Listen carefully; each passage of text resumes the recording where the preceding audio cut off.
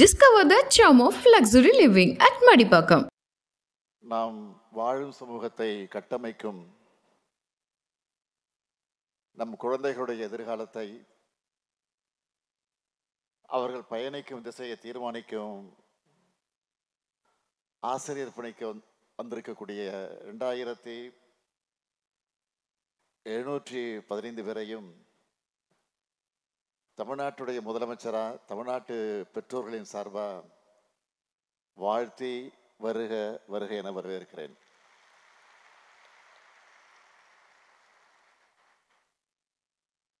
ஆசிரியர் பெருமக்களுக்கான நுழைவு நிலை பயிற்சி தொடக்க விழா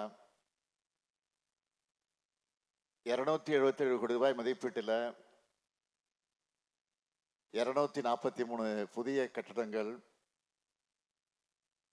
மற்றும் பாரத சாரணர் தலைமை அலுவலகத்துக்கான அடிக்கல் நாட்டு விழா 94 கோடி ரூபாயில புதுசா கட்டி முடிக்கப்பட்டிருக்கக்கூடிய 59 பள்ளி கட்டிடங்கள் திறப்புன்னு 30 விழான்னு இந்த நிகழ்ச்சிக்கு பெயர் சூட்டி 50 விழாவை ஏற்பாடு செஞ்சிருக்கக்கூடிய மாண்புமிகு கல்வித்துறை அமைச்சர் தம்பி அன்பில் மகேஷ் பொய்யாமொழி அவர்களுக்கும் அவருக்கு துணை நிற்கக்கூடிய துறையினுடைய செயலாளர் சந்திரமோகன் IAS உள்ளிட்ட அத்துணை அதிகாரிகளுக்கும் என்னுடைய பாராட்டுக்கள், வாழ்த்துக்கள். எப்பவும் மாணவர்களுக்கு தான் ஆசிரியர்கள் பாடம் எடுப்பாங்க. ஆனா வரவேற்புரை மூலமா ஆசிரியர்களுக்கே பாடம் எடுத்திருக்கிறார் நம்முடைய அன்பில் மகேஷ் பொய்யாமொழி அவர்கள். என்னை பொறுத்தவரை முதலமைச்சர் என்பதால சில ஆலோசனைகளை உங்ககிட்ட சொல்லுகிறேன். ஆசிரியர் என்பவர் பாட புத்தகத்தில் இருக்கிற பாடங்களை மட்டும் சொல்லிக் கொடுக்கிறவர் இல்லை, தன்னுடைய கல்வியையும் அனுபவத்தையும் சேர்த்து மாணவர்களுக்கு சொல்லிக் கொடுத்து எதிர்காலத்தை நல்லொழுக்கம் மிக்க நாளைய சமுதாயத்தை உருவாக்குறவங்க. ஒவ்வொரு முறை நீங்க வகுப்பறைக்குள்ள நுழையும் போதும் நினைவில் கொள்ள வேண்டியது,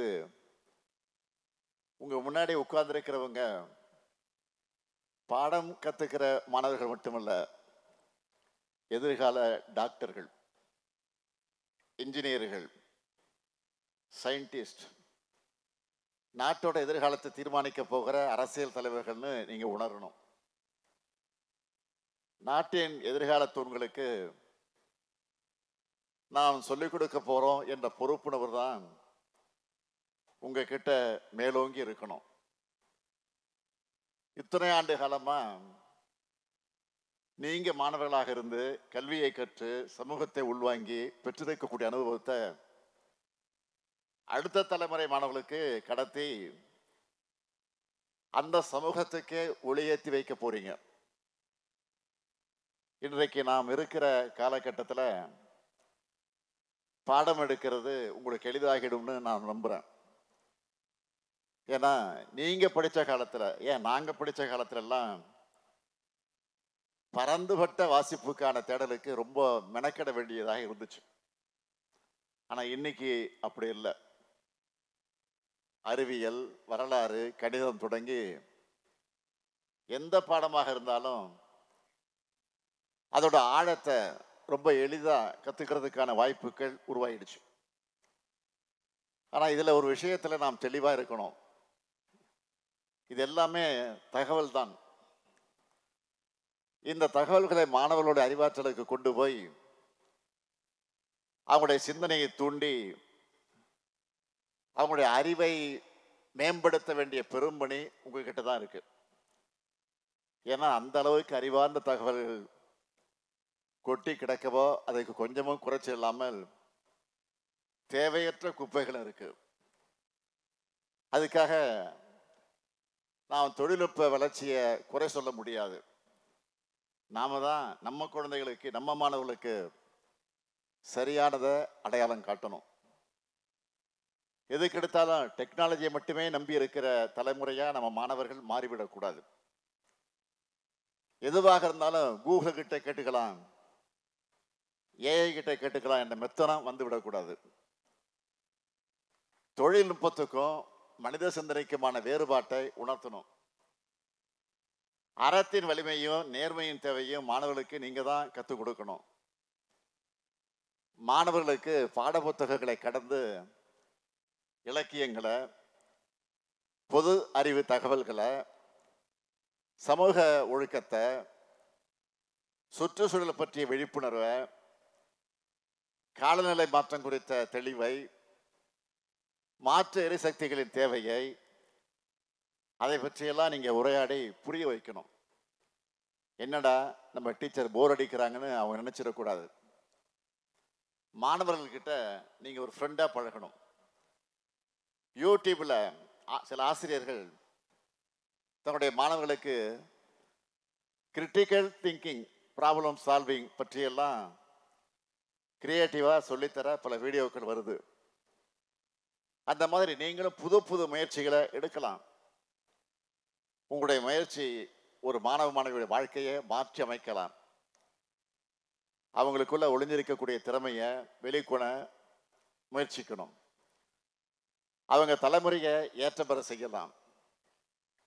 இதுக்கெல்லாம் காரணம் எங்க சயின்ஸ் சார், மேத்ஸ் டீச்சர், பிடி சார்னு அவங்க சொல்றது தான் உங்களுக்கான பெரிய அவார்ட்.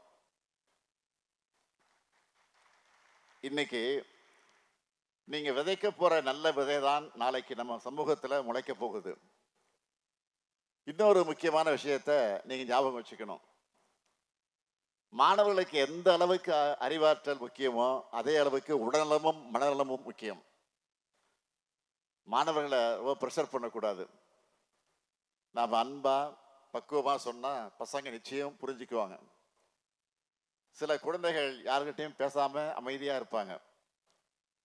சிலர் கலகலன்னு பேசுவாங்க.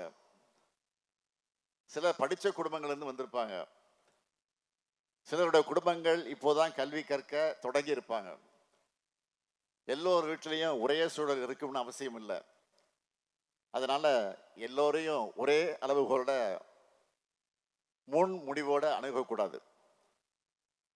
அவங்களுடைய குடும்ப சூழல் என்ன, அவங்க சமூகத்தில் எதிர்கொள்ளக்கூடிய பிரச்சனை என்னன்னு கவனிச்சு அவங்கள வளர்த்தெடுக்க வேண்டியது உங்க பொறுப்பு.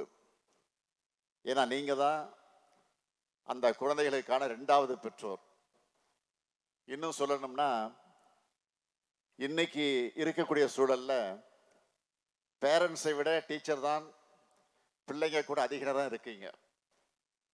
நம்ம திராவிட மாடல் ஆட்சி அமைஞ்ச பிறகு தமிழ்நாட்டு கல்வி சூழல்ல மிகப்பெரிய மாற்றங்களை கொண்டு வந்திருக்கிறோம். இன்னைக்கு நம்ம அரசு பள்ளி மாணவர்கள் நம் பெருமையின் அடையாளமா உயர்ந்து வராங்க. பள்ளிகளோட உட்கட்டமைப்பும் தரமும் உயர்ந்திருக்கு. அவங்களுக்கு சமூக அறிவும் உலக அறிமுகமும் கிடைக்கணும்னு வெளிநாடுகளுக்கு டூர் அழைச்சிக்கிட்டு போறோம்.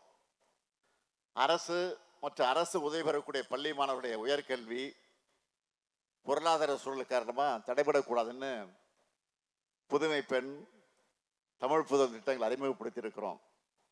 இது எல்லாத்துக்கும் மேல அறிவு பசியோட பள்ளிக்கு வரக்கூடிய மாணவர்கள் பசியோடு இருக்கக்கூடாதுன்னு சூடான சுவையான சத்துணவை காலை உணவாக வழங்குகிறோம். ஆசிரியர்களும் தங்களை அப்கிரேட் பண்ணிக்கிறதுக்கான அத்தனை வாய்ப்புகளும் உருவாக்கி தரும். இதையெல்லாம் பயன்படுத்தி மாணவர்களை வளர்த்தெடுக்க வாங்கன்னு அன்போடு அழைக்கிறேன். கல்வி தொடர்பாக நீங்க செய்ய போற பணிகளை தாண்டி மாணவர்களுக்கு சாதிய உணர்வு, பாலின பாகுபாடு போன்ற பிற்போக்கு தனங்கள் தலையெடுக்காம நீங்க தான் பார்த்துக்கணும். சமத்துவம் மற்ற சமூக நீதியின் தேவையை பற்றி மாணவர்களுக்கு எடுத்து சொல்லுங்க. மாணவர்களுக்கு நல்ல ரோல் மாடல்களை அறிமுகப்படுத்துங்க. நீங்களே ஒரு ரோல் மாடலா இருங்க. சிவிக் சென்ஸை கற்றுக் கொடுங்க. மாணவர்கிட்ட அடிக்கடி மனசு விட்டு பேசுங்க. நூலகங்களையும் வாசிப்பு பழக்கத்தையும் அறிமுகப்படுத்துங்க. அதுக்கு நீங்க முதல்ல படிச்சுக்கிட்டே இருக்கணும். மாணவர்கள் எல்லாத்தையும் ஏன் எதற்கு எப்படின்னு பகுத்தறிவு உணர்வோட அணுகிற தலைமுறையாக உருவாக்க வேண்டிய கடமையும் பொறுப்பும் உங்களுக்குத்தான் இருக்கு. இதுக்கான உங்கள் ஆசிரியர் பணி சிறக்க நான் மனதார அன்போடு வாழ்த்தி விடைபெறுகிறேன். நன்றி, வணக்கம். Discover the charm of luxury living at Madipakam. மின்னம்பலம்.com தமிழின் முதல் மொபைல் பத்திரிகை.